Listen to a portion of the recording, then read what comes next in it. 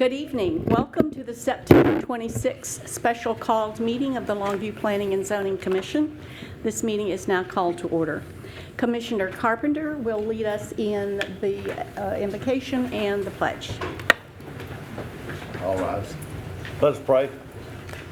Father God, in the beauty of this day and the beauty of this afternoon as we come together to conduct the business of the city, we give you thanks for the city. We give you thanks for each other, for those in attendance, and for our city. Bless these proceedings as they move forward. In your name we ask. Amen. Amen. Mr. Chairman, I have a special privilege this afternoon. Zach Schott and Carter Terry are here, and they will be observing our meeting in part for their communications merit badge en route to their Eagle Scouts award. And so if those two gentlemen will come forward, they will lead us in our pledge. Perfect.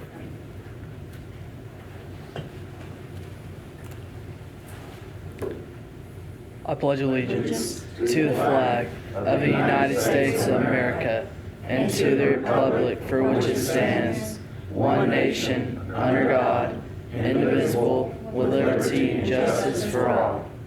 Thank you, gentlemen. Yes, thank you very much. Great job. We have only a regular agenda item tonight, and I will read the order of business. The purpose of this meeting is to hear all pertinent testimony of those in support of and in opposition to the application before the board. Tonight is the first of two public hearings required to approve a change in zoning. The board also considers plats. The procedure for public hearing items to be followed tonight will be: the public hearing will be opened and testimony will be heard in the following order: the applicant, staff, and the general public. And the general public comments include those in support and in opposition to the request. If you're part of a large group with a common interest, we ask that you appoint a spokesperson rather than each individual restate the same information. When all sides have spoken, the public hearing on the matter will be closed and no further public discussion will be entertained. And after the public hearing is closed, the board will vote on the request. Zoning requests and Planning and Zoning Commission's recommendation will go forward to the second public hearing, which will be conducted by the City Council on October the 10th, 2019. Staff, would you introduce the agenda item, please? Thank you, Chairwoman Parson. We will have a public hearing to be held to consider application M1901, which is amending the City of Longview Sign Ordinance, Chapter 85, to allow for digital off-premise signs, commonly known as billboards. In your packet that you received a red line copy of the entire ordinance, and I'll kind of go through the significant changes. And from our last meeting, we kind of went over the main topics that we were going to be amending, and as I stated, it really gets the devil in the details, and a lot of the redlining is really in those details about how to implement those distinctions. And so as you can see on the board, I'll go through, we did amend some of the definitions to differentiate between just what a generic off-premise sign billboard is, and really go through and amend the changeable copy sign as far as the on-premise, and then just made it, we added the sign panel and digital billboards throughout, just trying to make it consistent with the new definitions that were added. So as you can see, we went through and had to add digital off-premise sign, double-face billboard, sign face panel, static, and then static off-premise sign.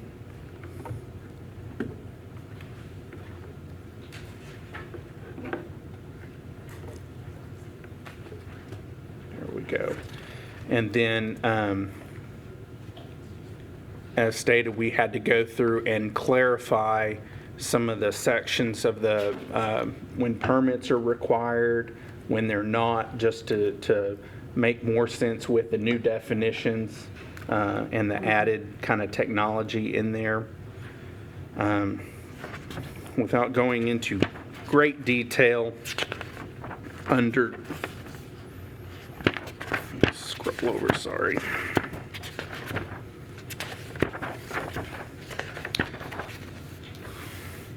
In the ordinance on page 28, that was just the generic billboard section.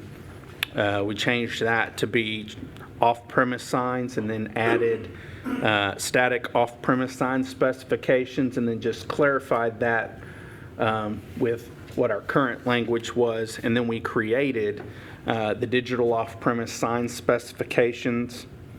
And I'll go through those specifications, which are exactly what we talked about last time. Basically, only existing off-premise sign locations along Loop 281 and Marshall Avenue Highway 80 corridors that have a zoning classification of commercial or industrial or a planned development that would allow such are applicable for the retrofit.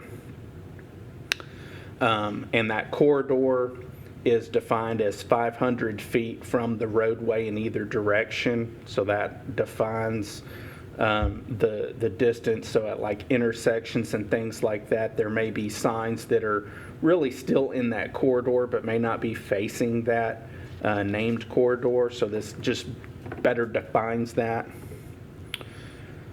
And then talking about a static sign that can, as far as retrofitting the distance between those.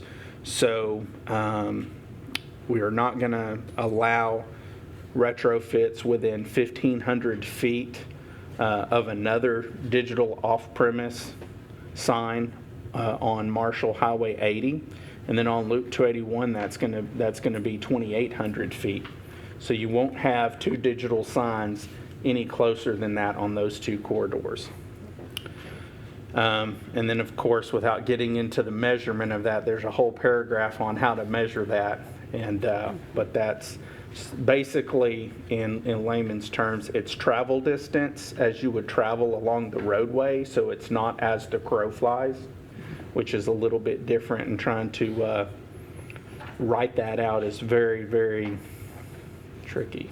So if you've ever had any dealings with TABC distances on measuring for alcohol, this is very similar.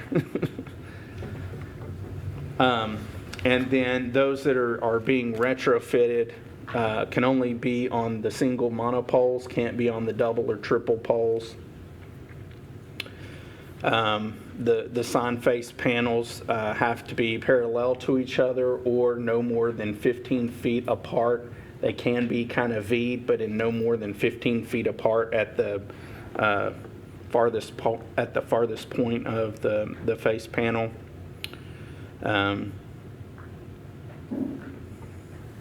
Also, they can be located on either side of the roadway. However, that sign can only be visible from one direction. So that way, it's basically perpendicular to the roadway and not parallel to the roadway, so that it's safer in that manner. And then the main part is the 4-to-1 removal, including the sign that is to be retrofitted. And that would written as such that it wouldn't cause that pole to lose its non-conforming status during that transition. And then the maximum area of that sign, the retrofit, would be 400 square feet. Also, the total square footage of the 4 sign panels that they're removing would have to add up to 1,200 square feet. So, and the purpose for that is to allow the flexibility for them.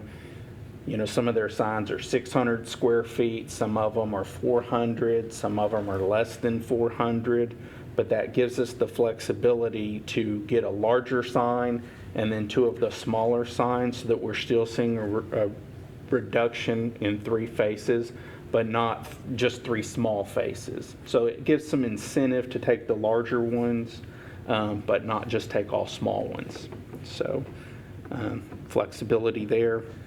Also, on double-faced billboards that'll be retrofitted, if that sign is a 600 square feet or larger, than the 400, then the other side would have to be retrofitted with a smaller 400 to match the digital retrofit. So there would be a reduction in overall sign area there. That wouldn't count against the loss of non-conforming status, and it wouldn't be counted as one of the 4 that's being reduced. And then these are just the procedures for that retrofit process. Demo permits required. The signs that are being taken down have to be completely demoed before the new sign can be installed. Now, there's some language in there because all of these signs being on a TxDOT right-of-way will require a TxDOT permit as well, and that can take anywhere from 30, 60, 90 days plus from the time that we issue a permit. So we can issue a conditional permit so they can move to that next level. But they won't be able to start construction on the retrofit until that sign is demoed. So there'll be some coordination there and guarantee. And then as far as the removal of signs, the registered owner of the sign will receive a credit for any of those off-premise signs that are being removed. And if they're not immediately planning on a replacement. So if they have one that has to be removed for reasons of the landowner or street widening or loss of lease, they can bank that removal credit. That credit's valid for 6 years or until they apply it towards another sign retrofit, but no more than 6 years. So there's some incentive there that they would use that credit to retrofit and get some other signs down as well.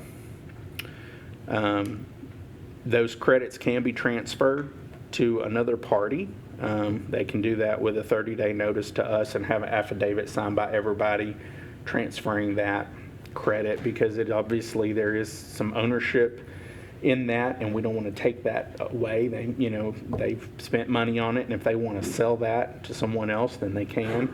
It's not going to create a situation where we're going to have any more billboards or anything like that, but it's just another incentive mechanism in there that would help with our ultimate goal. The planning department will maintain an inventory database of all the existing off-premise signs so that we can keep track of that, and a lot of that information will be given to us from them through this process, as well as the information that they have out there now, so that we can better track that in the future. And then also, a digital sign face panel does have a shorter lifespan than a static panel, and so that would allow that panel to be replaced through its lifetime with another one similar size, and it wouldn't lose its non-conforming status. So, which is a little bit different than how we treat the static ones, but static ones have the ordinance is set up very differently for the static billboards. If you're looking at a digital, those have anywhere from a 6 to 7 to 10 year lifespan.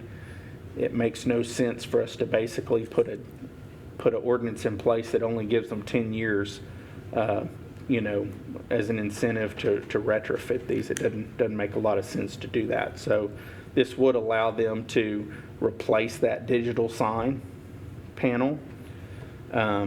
It would not impact the non-conforming status of that sign as a whole, though, the pole or anything. So as we get into the non-conforming statutes and such, if something were to happen to that pole, then that's a little bit different. That's kind of a game changer there. So we'd treat it like we normally would, where it potentially would have to be removed or beyond a certain point of damage and such.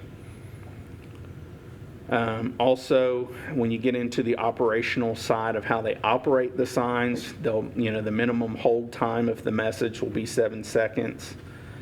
A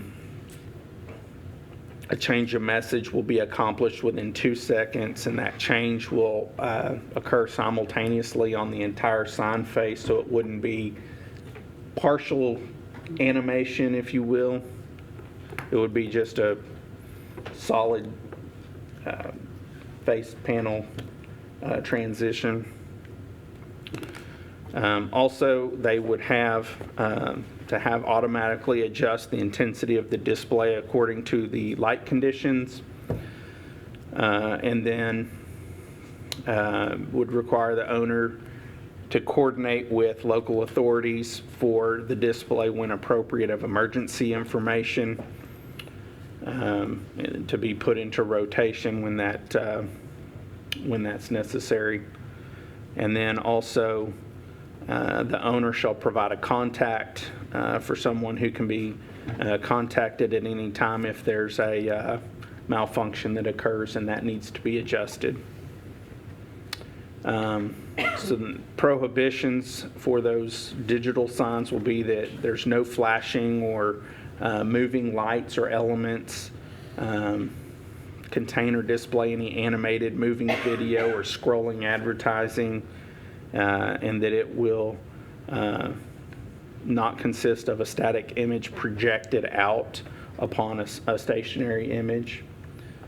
And the best way I can describe that is like the Batman beacon, where it's reverse.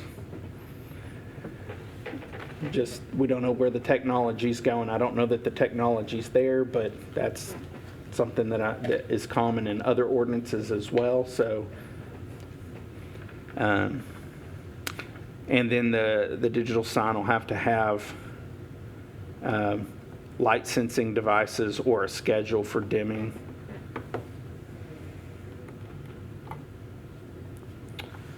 The maximum brightness levels will not exceed 7,000 nits during the day, and then 500 at night. And then during the permit process, they will have to provide written certification that the intensities will meet that and not exceed those levels. All new electrical will be UL listed. And then it should contain a default mechanism that if there is a malfunction, that it'll either freeze the sign in a single position, turn it off, or cause it to display an unchanged blank screen. When you start getting into loss of non-conforming status, we took that section and broke it into 3 subsections. So static off-premise signs, nothing really changed there as far as when that sign, and what that is when it loses its grandfathering. And so on the digital off-premise signs, typically when you do anything to a sign other than minor maintenance, it would cause it to lose that non-conforming. But because of this retrofit process, that retrofit process would not trigger that. So they would be allowed to do any of the retrofit with the digital sign face panel or the opposite panel that needs to be of smaller size. That would not trigger any of the loss of non-conforming status.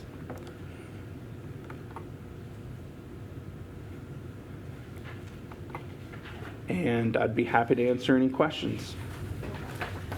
Madam Chairman, I have some questions. And really they're typographical corrections in what came through on our paper document. And I think they need to be corrected before they go to council. So can I just walk you through a couple of those? Absolutely. And some of them are probably ones that we found since then, okay, too. So good. it won't hurt my feelings. Okay. So the first one would be on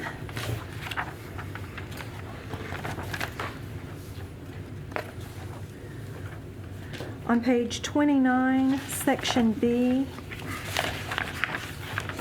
The second sentence, you had deleted that Yep. online, but not in our, okay. On page 30, you had sections F, G, and H, which we do not have. Yep. Those are the two that I had. Okay. On page 31, section G, there is no end to the second sentence. Yes, And that's the other one. in your projection, you did have it. I do have a personal preference. When you say 421, I would prefer it to say 4-TO-1 rather than 4-1 with you have no spaces. Okay. Do you mind? Nope, not at all. Thank you. We'll fix that. Thank you.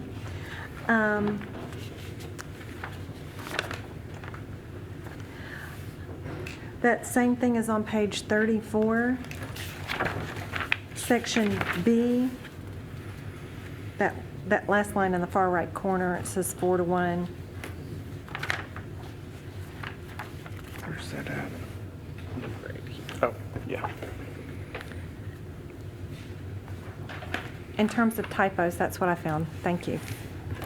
There may That's be more. those are the ones that we found too. Okay. Good proofing skills. Any other comments from? On the situation Commissioners. where if you have a 800 square foot sign and you have to reduce the size of the back side of it, the opposite side of it, and it's 400, what's that sign going to look like from the standpoint of, is it going to be ugly on that 400-foot square side? No, so if you've got a sign that has two panels that are 800 square foot and they retrofit the one to digital, the one on the back side would have to be retrofitted to an equal size static as well, so that it would be consistent and equal on both sides. And it wouldn't count against them as far as loss of non-conforming status, and it wouldn't count towards the 4-to-1 replacement. So they would get to Right. lower that, reduce the size. Any other questions at this time?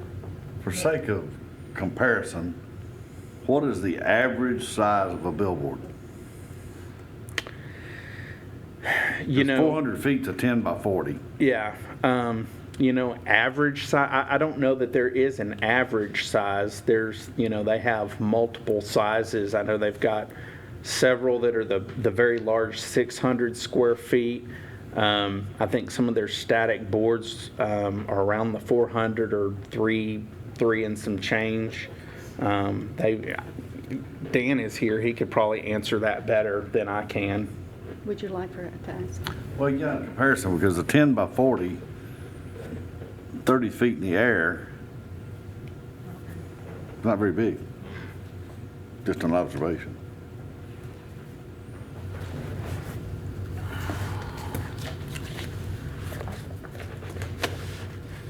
Any other comments, questions of staff? Any other staff comments? I have a question. Go right ahead.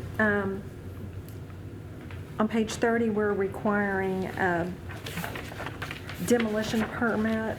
Mm-hmm. How much are those? Demolition permits are like $50. Okay. And in each one of the sections where we're talking about loss of non-conforming status, we talk about 60% of cost of erecting. Can you kind of walk me through why that's important? So, for uncontrolled reasons like natural disaster, storm damage, vehicle wreck or something like that damages that sign where it has to be repaired and it's not just normal maintenance, because it's non-conforming, you look at that 60% of cost on whether it's time for that sign to go away or it makes sense for them to be able to essentially upgrade it and put essentially a new sign there. And so the 50 to 60% of value is a very typical number that we use across the board. And that's, loss of non-conforming is very similar. So like if you have a house that's in the floodplain and then it's damaged, if it's below the 50%, they can build it back and it still be in the floodplain. If it's beyond that 50%, then it's like, that's really almost building the house new. So we need to make it conforming and take it out of the floodplain. Very similar with this. If it's beyond that 60%, it's time for that sign to go away because it's essentially building a new sign. Now they would get the credits for it.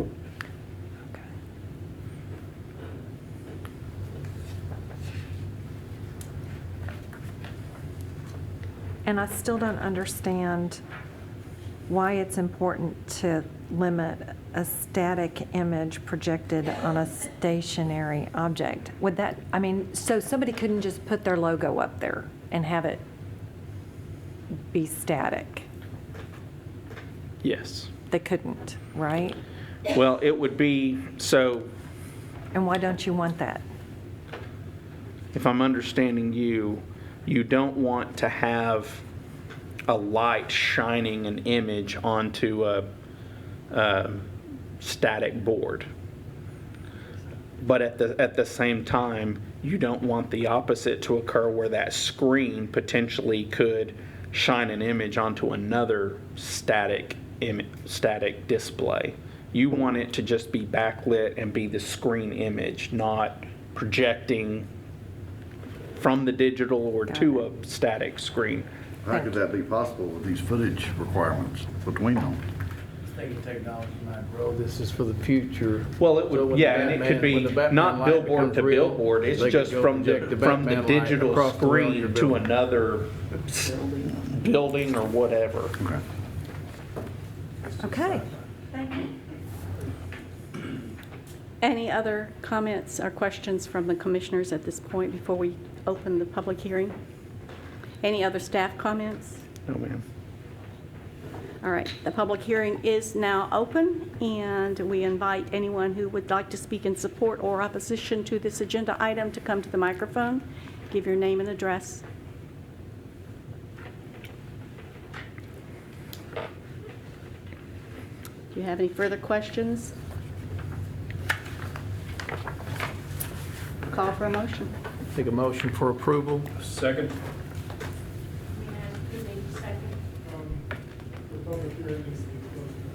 Oh, excuse me, thank you. We will. The public hearing is now closed. Thank you. We'll call for the motion. Take a motion for approval. And second. I would ask that approval be made with the corrections that we noted. Please with the correction. Please. And second. And a second, with the corrections. Thank you. Any other comments, questions? If not, we'll call for the vote. All in favor? Show of hands, please. Any opposed? Same sign. Acclamation. Motion carries. Thank you. Now we open for citizen comments. Zach, Carter, any comments, any questions? While you have our undivided attention. All right. We would like to really thank you guys for taking the effort and the time to come and pledge with us, and we hope to the best with your Boy Scout endeavors, and we look forward to coming to your Court of Honors when you both receive your Eagle. And again, thank you. And I would like to see that after tonight, guys. I wish the staff would help us. I would like to see that. We get tired of looking at each other saying the pledge. That was a pleasure tonight. City Council gets that great opportunity. I would like that opportunity. So for your fellow scouts, spread the word. I think we'd like to do that more often. It made us all feel really good, and you did a great job. You're the heroes. Thank you. This meeting is adjourned.